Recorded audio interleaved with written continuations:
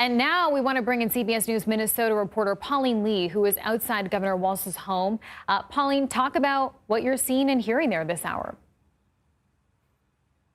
You know, it's very interesting because we have been here since about 5 o'clock this morning, and it really started out as a very quiet morning. Not until maybe about 7:30 or so that we saw all of these big black SUVs pull into the residence and some other cars as well. And then we saw Governor Tim Walz walking in at about 8 o'clock Central Time this morning. So as you can see here right now from the outside, it seems quiet, but out here we can start to see a crowd of people gathering out here. We also saw cars driving by, honking, lots of cheers this morning shortly after the announcement was made.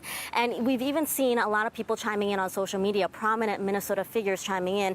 Tom Emmer, House Majority Whip, first person that I saw tweet this morning said it's not surprising Kamala Harris picked Tim Walz to be her running mate. He embodies the same disastrous economic, open borders, and soft on crime policies Harris has inflicted on our country in the last 4 years. But on the flip side of that, we have Minnesota's Attorney General, who also tweeted this morning praising the pick, saying extremely wise choice.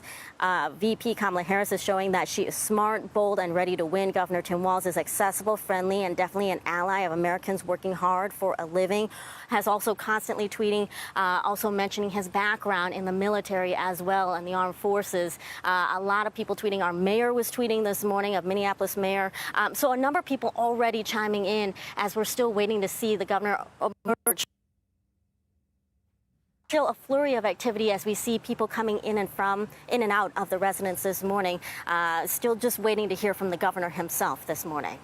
And what about constituents, voters in Minnesota? How do they feel about this? What is Walz's reputation there?